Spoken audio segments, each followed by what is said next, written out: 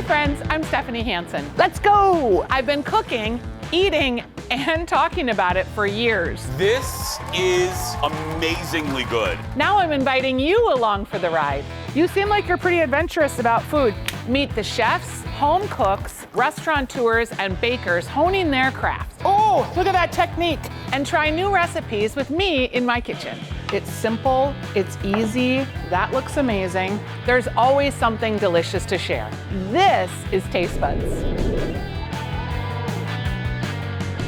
Summer's over and it is fall eating season. And I brought my friend Stephanie March, who's my radio partner for 17 years have we decided? I think like 1,700 years, Yes. It feels like at least. Every Saturday from 9 to 11, unless I'm harvesting, she Unless covers you're for me. harvesting. We get on the air and we talk about all the things that are happening in the Twin Cities food scene, restaurants and Yeah. cooking. Stephanie is the expert. She's the food expert for Minneapolis-St. Paul Magazine. And the role I have has sort of been eater. I am like a little less precise. Today, we are going to test that model with a highbrow, lowbrow kind of dessert Right, situation. right. Our #1 requested recipe on the weekly dish drives Stephanie crazy because it is a Mountain Dew Apple Dumpling. I made it a long time ago. I don't even know where I got the recipe, but you literally pour butter, Mountain Dew, and sugar over apples, and it ends up being completely delicious. I mean, it's a hard one to stomach for some people. So if you're on that team with me where you're like, I'm sorry, did she say Mountain Dew? Yes. Yes, you're on my team. Cooking with You're Mountain this Dew. Stephanie. We're also gonna make your almost pound cake. Yeah. Very special to your family. It is, and it is a little bit more of a technique-driven baked good because it is something a little bit more you need to fold. We're gonna get into some egg whites. It's gonna be crazy. So, all right, are you ready to Yeah. show everyone my famous Mountain Dew apple dumpling recipe with crescent rolls? I and- think also it's important to know I have never made this before. Oh, it's in our so- 17 years together, this is the first time Okay. I'm in the presence of this cake being made. It's the ultimate fall dessert. Let's make it. Mountain Dew apple dumpling. Steph, again, I don't even know where this recipe came from, but we are going to spray our pan with nonstick spray. Okay. Then open the crescent roll container. And I just found out something about Stephanie. She doesn't like I hate this part. This You know, is terrifying. ready? Wait. No, but it's gonna happen before I'm ready. No, it's it's gonna not. happen. I think they make them a little less poppy than they used to. So we are taking, There it is, I got it. you got it, woot woot. We are taking our Pillsbury crescent rolls and we are just gonna wrap up the apples in each little piece of crescent roll dough. I like to use Granny Smith apples in this recipe because they are a little more tart and there is so much sugar in here Yeah. that you want to balance that tartness. Do you do like the fat side out to this, like that? Yep. Okay. Yep.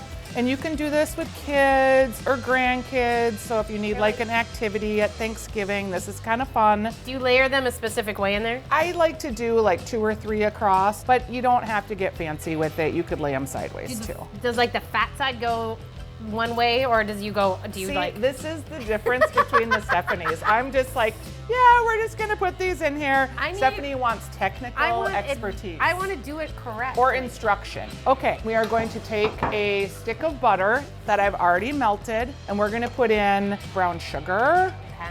and that's a half a cup of sugar, because remember, This is not a sugar's low cal. really good for you. This is a little pumpkin pie spice.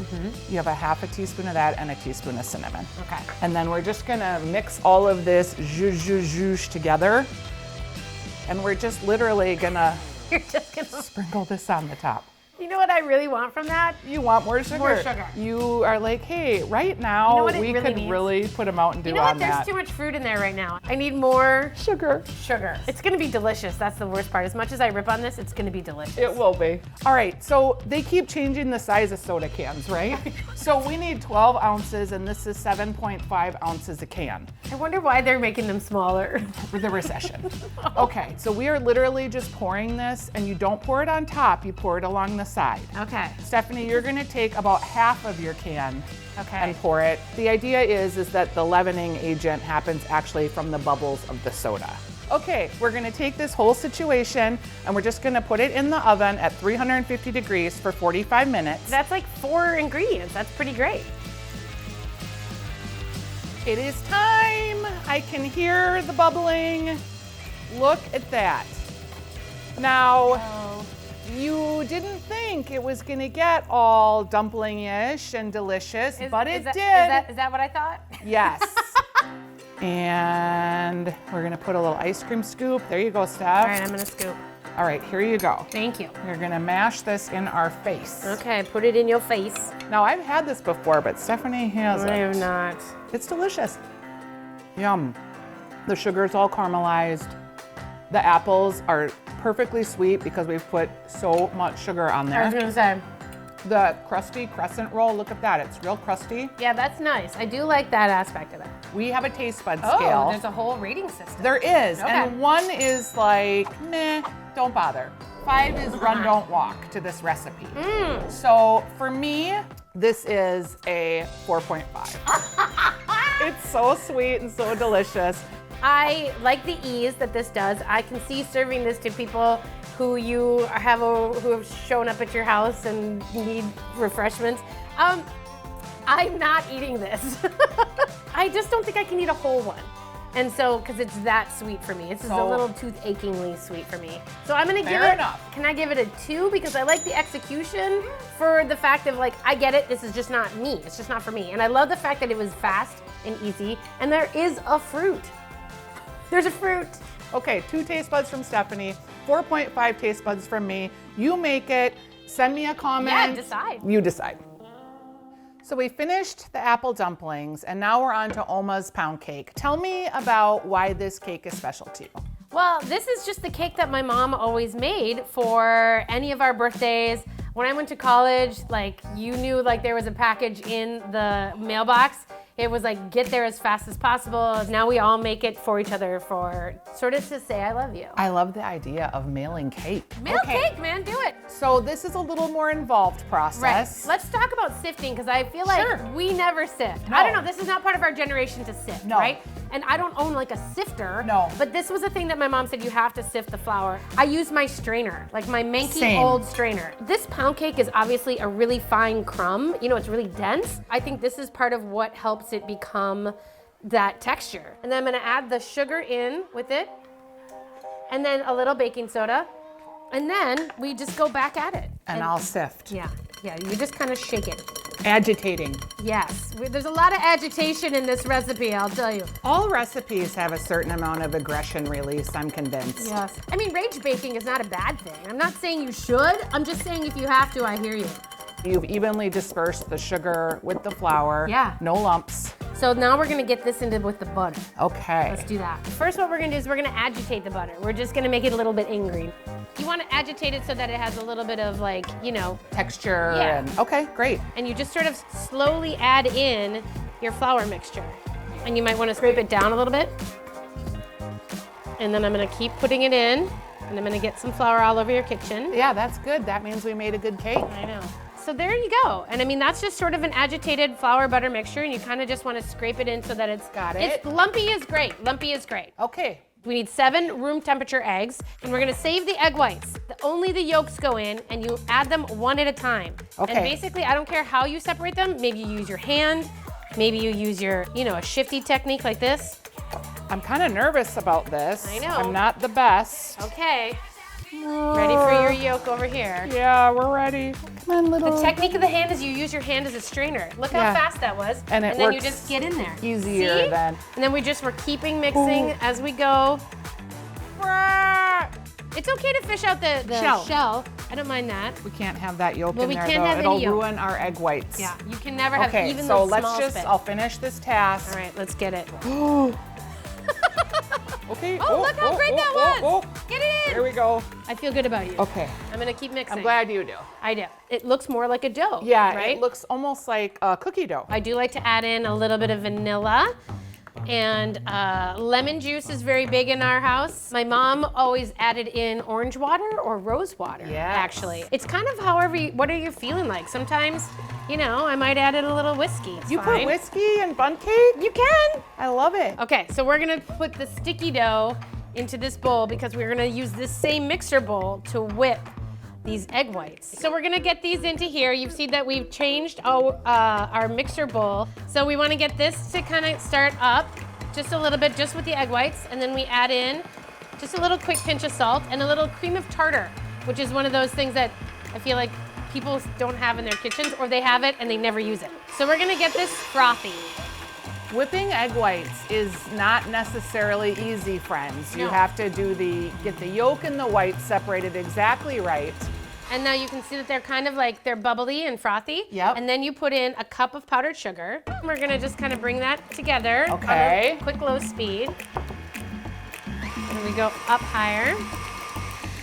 Okay, I'm feeling good about it. I'm seeing like viscosity, I'm seeing thickness. I'm still worried. You are? Yeah, it's looking still a little watery to me. Now it's getting thicker, right? Yeah, it looks a little bit. This is gonna work. I know, I can see. As it's whipping, it's leaving behind trails in the egg whites, which Okay. means they're gonna get to the right consistency. Congratulations. We kind of want a little soft peak to form. Yep. 3 seconds more. That looks like kind of a little gnome. It does. It does. It feels like Little gnome head. it's a little ghost friend. Hello. Now, how you're gonna incorporate all this? Now comes the muscle. Let's go. What I do is I take a spatula and I plop in the first two, and I just kind of give that a moment. And here's what I'm gonna say about this.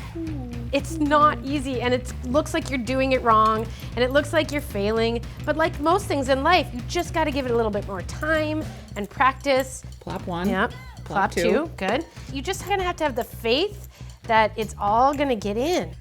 Okay, look at that. That was not so hard, and now it looks more like cake batter. This was my mom's Nordic ware pan from solidly like 1970, since we're doing Oma's and Grandma's. Yeah. Okay, I'm gonna spray it with Pam. Do it. And you really have to get in here, you guys, because you do not want to have had all this work and then your cake not work. Don't breathe. So I think you just plop it in, you guys. It doesn't have to be so even either. All right. Got it? All right, I feel good about this. So let's get it in the oven. We want to go 325. You want to get Okay. it right in the middle there.